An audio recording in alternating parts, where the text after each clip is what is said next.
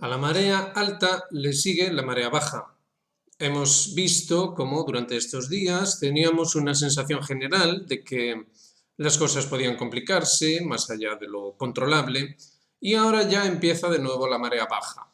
Ya empieza otra vez esa reinterpretación de todo en términos más amables, más aceptables, de bueno, no pasa nada, no va a haber guerra de nada, ni va a haber ninguna consecuencia con nada. Bueno, esto es uno de los aspectos claves de la naturaleza humana y, de hecho, de la manera en la que los seres humanos, digamos que se adaptan a la realidad a nivel anímico, emocional, y cómo, por otro lado, también consiguen sobrevivir a los embates de un medio siempre cambiante en el cual puede verse comprometida su seguridad personal. Todo esto, aquellos que manejan las cuestiones de la así llamada ingeniería social, lo tienen muy claro. Por lo demás, hay bibliografía abundante al respecto desde tan pronto como el siglo XIX. En realidad, hay referentes anteriores, pero ya en el siglo XIX tenemos casos muy claros de cómo se comprende que el ser humano puede ser gestionado, por así decir, al menos en sociedad, mediante ciertos planteamientos que antes que nada son cuestiones que entran dentro del ámbito del conocimiento, es decir, de la ciencia, tal y como se entiende hoy en día la cuestión. Si ayer, por ejemplo, o anteayer, hablábamos de que la cuestión de lo que ocurrió el 11 de septiembre fue el primer gran evento global, en el verdadero sentido de esa palabra, podemos decir que los eventos que ocurrieron a raíz de eso entran dentro de la ciencia de la gestión de la humanidad bajo criterios, digamos, de tipo social, es decir, de tipo colectivo, conducentes a la transformación. Esto no tiene nada de extraño ni tampoco es que se oculte. Fíjense que cierto foro mundial lo dice, lo publicitó abiertamente. Todo se trataba de eso, la transformación de la humanidad. Por alguna razón queremos desinvolucrar los conceptos, bueno, por una razón que ya la hemos dicho, ¿no?, de seguridad personal. Queremos desinvolucrar los conceptos y no queremos llegar al fondo de lo que implican, de lo que significan. Nos da miedo. Tenemos miedo a perder nuestra seguridad personal, nuestra seguridad familiar, incluso también la seguridad más amplia de la sociedad que nos rodea. Tenemos miedo a ello y entonces condicionamos nuestro propio pensamiento aun cuando tengamos cierto nivel, bueno, llamémosle intelectual o de formación o del tipo que ustedes quieran. Bueno, es comprensible, pero no es aceptable. No es aceptable. Así no se puede fundamentar una civilización ni nada realmente. Necesitamos tener una responsabilidad y una seriedad que nos ayude a afrontar algo que no es aceptable anímicamente, pero que debe ser afrontado, puesto que de otra manera las consecuencias se presentarán y la única respuesta que tendremos es la de esa marea que sube y que baja. Un poco de alarma hoy, un poco de quitarle hierro al asunto mañana. Y así sigue y sigue, y el plan continúa y continúa. Alguien nos preguntó acerca de la relación entre aquella misteriosa enfermedad y la actuación que se llevó a cabo tanto en Rusia como en China. Claro, es una pregunta muy lógica y que nos adentra en estas oscuridades de cuestiones que no estamos dispuestos a asumir realmente. Alguno trata de simplificar la cuestión diciendo que simplemente China y Rusia están en el ajo y que quieren hacer exactamente lo mismo que los demás. No es tan sencillo. En realidad, para poder comprender esto adecuadamente, sencillamente necesitamos adecuarnos a un marco conceptual que nos permita de verdad analizar la cuestión. Y ese marco conceptual no puede ser el de la así llamada ciencia moderna, sino que debe de ser un marco conceptual de una auténtica ciencia que atienda a todos los diferentes órdenes de realidad de este cosmos. De otro modo, solo estaríamos perdiendo el tiempo o fomentando esa autocomplacencia, esa manera de eludir los retos que nos presenta la vida para poder mantener nuestra seguridad personal. Es una cuestión psicológica, a fin de cuentas. Así que vamos a tratar de esforzarnos un poco más y subir un poco más el nivel. Veamos, ¿qué es lo que tuvimos en esa misteriosa enfermedad de hace ya más de 4 años? ¿Qué es lo que realmente tuvimos ahí? Veníamos de una etapa de gran conmoción dentro del mundo occidental debido a aquello que ya parece que todo el mundo ha olvidado, aquello que ocurrió con la crisis financiera y la crisis de deuda. Aquello desafiaba realmente el sistema occidental en la configuración que tenía. Es decir, aquel mundo que había salido de la Segunda Guerra Mundial, aquel mundo del Plan Marshall y todas aquellas historias, había llegado a su agotamiento. Por lo demás, en los documentos oficiales del gobierno estadounidense se sabía perfectamente. Antes de la implementación de todo lo relativo a aquel 11 de septiembre, se manejaban claramente, más que dudas, certezas ya, de que el sistema no daba para más y que había que ir ya preparando la siguiente fase, el siguiente sistema, como sea que ustedes prefieran verlo. Entonces eso nos llevó a que en las inmediaciones de aquella misteriosa enfermedad, es decir, más o menos en 2019, ya había varias voces de alerta acerca de la inviabilidad del modelo, tanto a nivel financiero como a otros niveles. Recuerden también que la guerra en Siria había fracasado y ese era un punto absolutamente clave en el mantenimiento de la deriva anterior a la misteriosa enfermedad. No por casualidad, la misteriosa enfermedad debía presentarse en la zona que, antes que nada, era necesario controlar o dominar, vaya. Ponerle coto. Y esa zona era sin duda China. China ya despuntaba demasiado por aquel entonces. Demasiado, ciertamente. Recordemos que en aquel tiempo gobernaba el señor Trump. Y el señor Trump, pronto, muy pronto, se decidió a lanzar su, llamémosle como quieran, plan de contención de China. Llamémosle así, plan de contención de China. Es decir, resulta que China era la culpable de todos los males de Estados Unidos y había que contenerla. Las cuestiones son complejas y por eso es necesario utilizar un marco conceptual. Ahora que ya hemos hecho esta pequeña introducción, vayamos al marco conceptual. El marco conceptual es el de la doctrina de los 4 cuadrantes. Esta doctrina nos enseña que, digamos que el cosmos es reducido a 4 elementos base. Por lo demás, esto aparece en la tradición cristiana también, cuando se habla de los 4 seres vivientes o cuando San Pablo expone sus doctrinas, no son suyas realmente, son doctrinas de origen judío, pero con un enfoque, digamos, renovado para, digamos, llevarlo a ese mundo grecolatino en el que habla pues, de esos principios, príncipes, potestades, dominaciones, todas estas cuestiones hablan a las claras de que había un marco conceptual que atendía a todos los diferentes aspectos del cosmos. Y digamos que eso obviamente configura una auténtica ciencia. Una ciencia que no se limita a sí misma de partida, ni tampoco no se limita a sí misma a un sistema cerrado, sino que tiene en consideración todo el ámbito de posibilidad. Es decir, todo aquello que es posible debe ser estudiado. Según esto, tenemos otra equivalencia clara, en este caso en el Apocalipsis de San Juan, con la cuestión de los 4 jinetes del Apocalipsis. ¿Qué es lo que nos intentaba decir San Juan con esta, digamos, ¿cómo llamarle? Metáfora. ¿Qué pretendía decirnos? Pretendía decirnos que de esos 4 elementos esenciales se llegaría a un punto de acabado, debido a la propia lógica interna de los ciclos cósmicos, un punto de acabado en el cual lo que se percibiría sería un concepto peste, un concepto vinculado a la seguridad personal de las personas, pero teniendo en cuenta su cuerpo.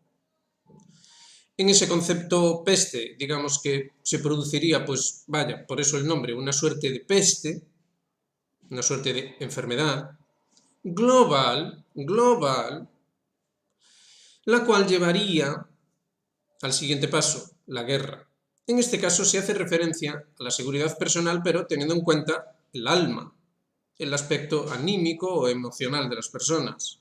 Esa es la gran guerra, de hecho, la gran guerra que se libra, lo que se llamaba la Guerra Santa. No eran las imaginaciones disparatadas que tienen algunos con respecto a monstruosidades terroristas y cosas así por el estilo, sino que era una cuestión de luchar o confrontar nuestras propias derivas emocionales que nos alejan de la verdad. Se suponía que debíamos vencer eso precisamente. Entonces, esto lo asoció a un concepto guerra.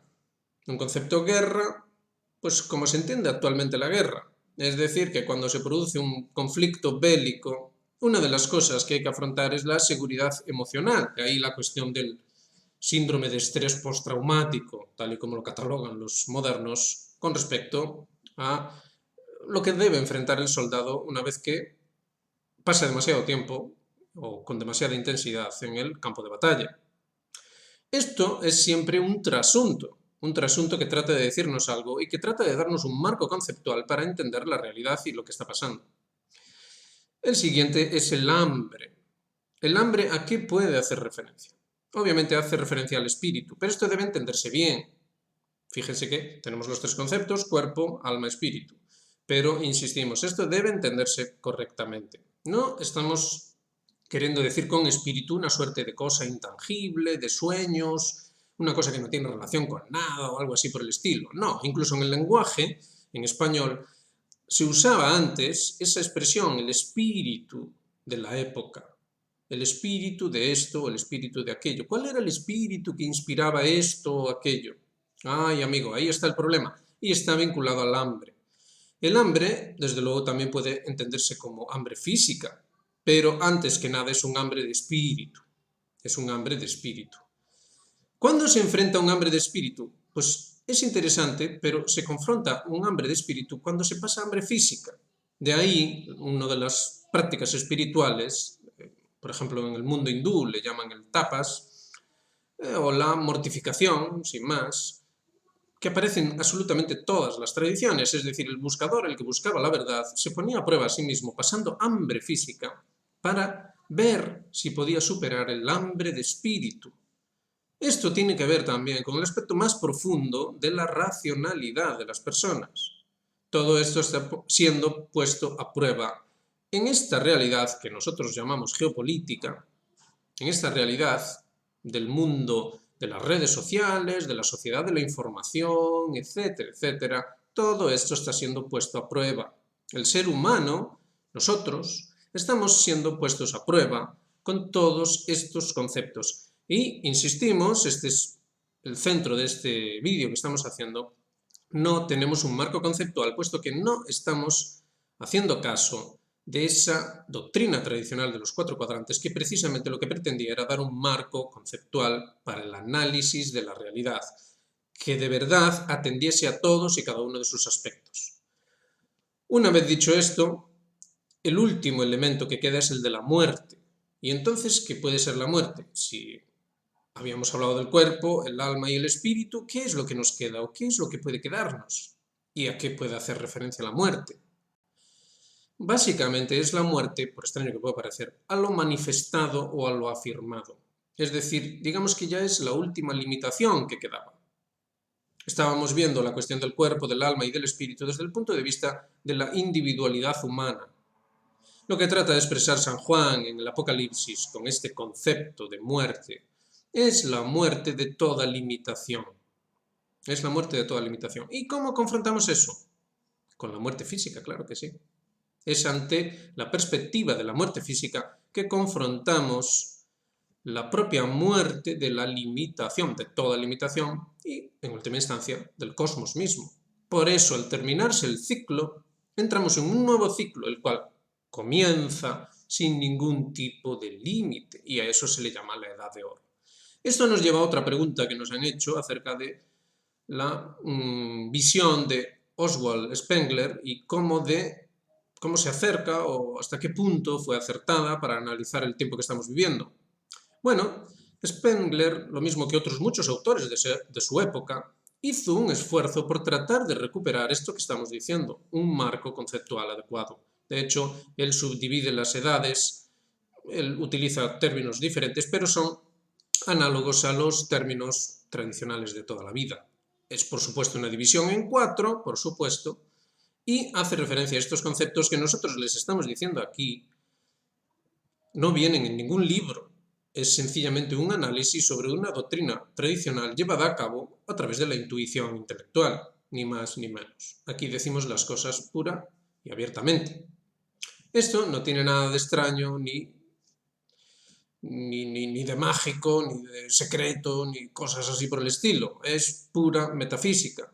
Si ustedes dedican el tiempo suficiente a reflexionar desde el punto de vista metafísico puro, acabarán llegando a esta conclusión, puesto que la naturaleza de la realidad es la que es, y no hay más vuelta de hoja. Las cosas son lo que son. Y esto también pretendían decírnoslo los filósofos griegos, los cuales, por cierto, también buscaban ese marco conceptual, debido a que la Grecia arcaica había pasado por una fase de colapso y se había perdido el núcleo esencial de las doctrinas tradicionales de esa zona del mundo. Bien, esto ya nos permite abordar adecuadamente la cuestión de China, Rusia y aquella misteriosa enfermedad. ¿Qué es lo que pasa? ¿Qué es lo que está pasando ahora mismo? ¿Va a haber una guerra mundial? ¿Va a ser nuclear? Todas estas preguntas pueden ser respondidas. Empecemos por el principio. La enfermedad misteriosa tuvo una reacción tanto por parte de China como por parte de Rusia acorde a este orden de cosas. Es decir, en el momento en el que fue lanzada, tanto chinos como rusos, como muchos otros, comprendieron al instante qué es lo que realmente estaba pasando. Lo que realmente estaba pasando es que Occidente, no olvidemos que esa misteriosa enfermedad estuvo vinculada antes que nada a la Organización Mundial de la Salud.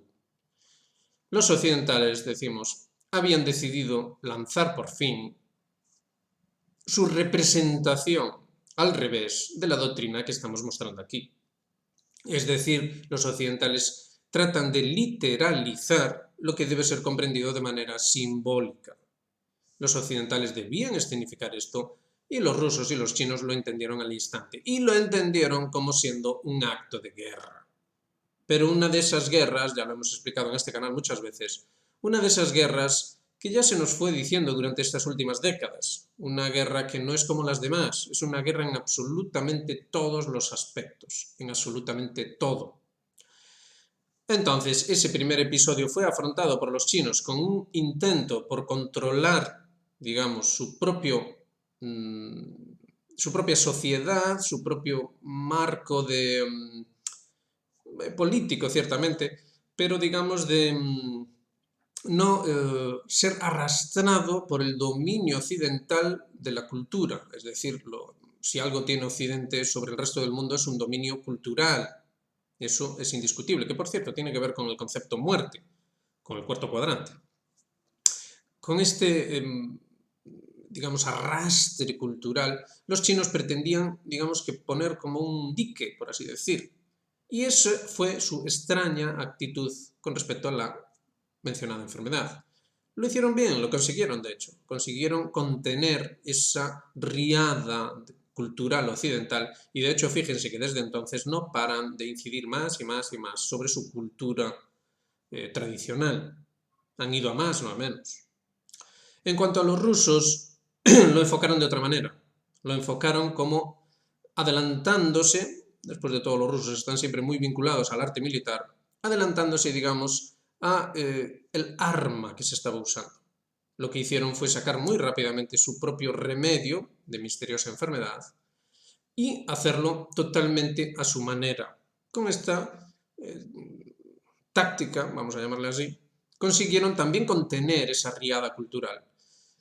El dominio cultural de Occidente sigue ahí, tanto en China como en Rusia todavía tiene muchísima fuerza, pero el dique funcionó y consiguió aguantar ese arrastre. El segundo concepto, el concepto guerra, tenía exactamente la misma intención. En el momento en el que ni Rusia ni China cayeron en aquello, se tuvo que detener la operación y cambiarle el cariz. Hubo que pasar a la guerra de nuevo, siempre fue guerra, siempre el planteamiento es guerra, pero ahora digamos que con un concepto de tipo anímico. Se pasa de un concepto de tipo cuerpo, en el que la gente se sentía aterrorizada por la salud de su propio cuerpo, su propia integridad personal física, pasaron, estamos ahora de hecho, a un peligro, un miedo por la integridad emocional o anímica. Esto es algo que los buenos observadores estarán viendo que esta guerra, curiosamente y extrañamente, no está vinculada a un miedo por la integridad personal, por la integridad física, sino un miedo por la integridad emocional. Es algo bien extraño y bien curioso. Debería ser físico, puesto que si nos están hablando de guerra nuclear, digamos que lo que va a aparecer antes que nada es nuestro cuerpo. Pero ahí entra el matiz y entra también la cuestión de la sugestión. Por eso empezamos el vídeo hablando de las mareas. Es que la marea, en este cuadrante de la guerra, en este cuadrante de la luna, mareas, estas mareas de sugestión llevan a que en un momento dado hay muchísimo miedo por la integridad física misma, porque va a haber una guerra nuclear, pero al día siguiente baja por completo y aquí no pasa nada, hombre, ¿qué va a haber guerra nuclear? ¿Qué va a haber guerra nuclear? Si eso no le interesa a nadie.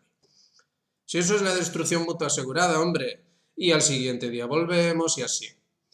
Es decir, es un vaivén que lo que trata es de conseguir, digamos, ganarse la dinámica anímica del ser humano. Si en el primer estadio lo que se trataba era de ganar el cuerpo del ser humano, y ahí ya ustedes háganse las preguntas que quieran con respecto al remedio de la enfermedad, qué puede ser ese remedio y qué implicaciones puede tener, ahí ya no vamos a entrar. En este caso es hacerse con el alma, ese vaivén de mareas, controlarlo, llevarlo a donde interesa. Eso va a ser la siguiente fase, la fase del hambre, que tiene que ver con el espíritu. Ya lo saben. ¿Cuál va a ser el espíritu de las cosas? ¿Va a haber hambre? ¿Va a ser un hambre física para potenciar otro tipo de hambre? ¿Va a ser otra cosa? Bueno, digamos que el aspecto peste tuvo que ver con la enfermedad, el aspecto guerra está teniendo que ver con la guerra, el aspecto hambre de alguna manera va a tener que ver con el hambre. Ya saben que después es el cuarto, el cual va a tener que ver con la muerte. Ahora bien, todo esto no tiene por qué ser llevado por esta vía. Recordemos, todo esto es una literalización de un aspecto simbólico. Todo esto debía ser simbólico y de hecho durante todos estos milenios, estas diferentes tradiciones, estas diferentes civilizaciones articulaban sus propias iniciaciones o procesos de adquisición del conocimiento mediante ese viaje celeste de cuatro, ese viaje entre el aspecto cuerpo, el aspecto alma, el aspecto espíritu y el aspecto no limitación o liberación de toda limitación. Esa es la plasmación última que debe llevarse a cabo en la Tierra y eso es en lo que cabe reflexionar. Este es el marco conceptual adecuado para poder entender qué es lo que está pasando y, como han podido comprobar en este vídeo, explica adecuadamente absolutamente todas las dudas que han ido surgiendo. Ustedes han expresado sus dudas en el foro de debates, en los comentarios de los vídeos, etcétera, etcétera. Como ven, esto sí lidia adecuadamente con todas esas dudas, con todos esos aparentes dilemas irresolubles y cuestiones así por el estilo. Así que la cuestión de la enfermedad inmencionable, era una enfermedad que no podía ni ser mencionada, está todo muy claro. La actuación de China o Rusia no dejaba ningún lugar a la duda. La actuación de Europa fue muy significativa acerca de qué papel tiene la Unión Europea en todo este juego. Fue muy, muy significativa. En el ámbito anglosajón, pensemos en Australia, en cómo se gestionó aquella cosa allí, pensemos en Japón, pensemos en los diferentes ámbitos de control directo occidental, o también pensemos en América, pensemos en México, cómo se llevó la cuestión allí, o en África, donde en muchos lugares ni siquiera prácticamente se enteraron de qué demonios estaba pasando, esa es cosa de occidentales, deben de estar locos, nosotros vamos a intentar seguir con nuestra vida y sacar nuestra vida adelante. Todo fue muy significativo para quien quiso prestar atención y sacó sus conclusiones. Lo mismo está pasando con esta guerra. Tengan en cuenta dónde tiene curso. Recuerden lo que ya hemos dicho aquí acerca de la doctrina de la isla del mundo, la toma de la isla del mundo, que empieza con Mackinder. En realidad empieza mucho antes, pero Mackinder la expresa muy sin dudas, vaya. No deja ningún lugar a la duda acerca de qué es. Tengamos también en cuenta que el Occidente, lo que estábamos diciendo antes, ya antes de esa enfermedad misteriosa, estaba en auténtico colapso, solo que al tener el control de la cultura, pues hicieron parecer otra cosa. Ahí tienen, de hecho, el fenómeno presente en el cine y en la cultura popular, un extraño gusto morboso por cuestiones escatológicas, cuestiones decadentes, de colapso, películas, series.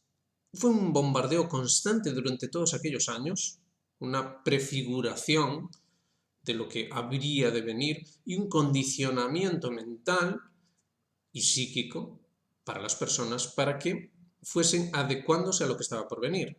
El fenómeno de la enfermedad misteriosa fue algo sin precedentes en la historia humana. Nunca se había llevado a cabo semejante experimento a semejante escala. Hay que reflexionar sobre esto.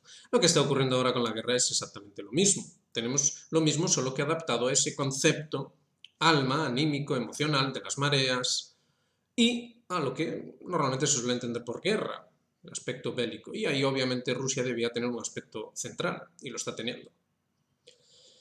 ¿Es un dominio de la isla del mundo? Claro que sí, pero es un dominio de la isla del mundo para un propósito. Lo estamos diciendo constantemente. Y el propósito es, de hecho, es lo que salvaría a Occidente, es decir, lo que modificaría su sistema, lo que lo haría pasar a la siguiente fase, es para la globalización uniformizante que lleve a la transformación humana. Debe ser necesariamente global. Es decir, una vez que se termine la etapa guerra, se pasará a la etapa hambre para preparar adecuadamente la etapa muerte. Y la etapa muerte va a ser la muerte del mundo antiguo. Lo que piensan estos literalistas del occidente, estas élites al revés, es que dicha cosa va a ocurrir de manera literal y dependerá de las personas, de los individuos. Atención a esto, dependerá si comparten o no ese destino literal. Ese es el concepto elección, el concepto de los elegidos, es el que elige. Deben ustedes elegir entre literalismo o simbolismo. Entonces es ahí donde ya tendremos la resolución final de todo este galimatías. Esa élite delirante creen que el resultado final va a ser su sistema maravilloso, un sistema cerrado, estupendo, en el que ellos van a ser una suerte de dioses o quién sabe qué disparates tienen en la cabeza. Nada de esto va a ocurrir. No es esto lo que nos dice la ciencia, no es esto. No es esto lo que podemos sacar como conclusión usando este marco conceptual de los 4 cuadrantes, de la doctrina tradicional de los 4 cuadrantes, sino que lo que realmente va a empezar es un nuevo tipo de concepción de la realidad, sin los corsés de todo este proceso histórico que hemos estado viviendo. Esto es lo que cabe esperar, lo mismo, exactamente lo mismo, que cabe esperar que tras el invierno vuelva la primavera. Así de sencillo. Entonces, no insistimos más, esperamos haber arrojado un poco de luz sobre los aspectos de verdad esenciales que permiten interpretar adecuadamente qué es lo que está pasando.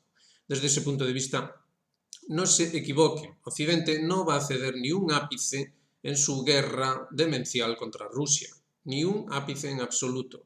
No van a llegar a ningún tipo de acuerdo, porque no puede ser. Esto no daría pie a ese mesianismo, a esa cumplimentación de esta doctrina que acabamos de expresar aquí. Así que no insistimos más, les deseamos que pasen un feliz sábado y ya saben, hagan me gusta, suscríbanse, activen notificaciones y háganse miembros de Geopolítica Actual. Apoyen esto, como han podido comprobar, nadie expone estas doctrinas de forma clara y definida como acabamos de hacer aquí. Apóyennos en esto, ayudemos entre todos a que este desastre demencial al que es empujada la humanidad mediante unas élites delirantes no acabe en fin, que al menos las cosas terminen en un desastre lo menos grande posible, al menos consigamos eso. En fin, nada, lo dejamos ahí. Un saludo muy grande y nos vemos en la próxima.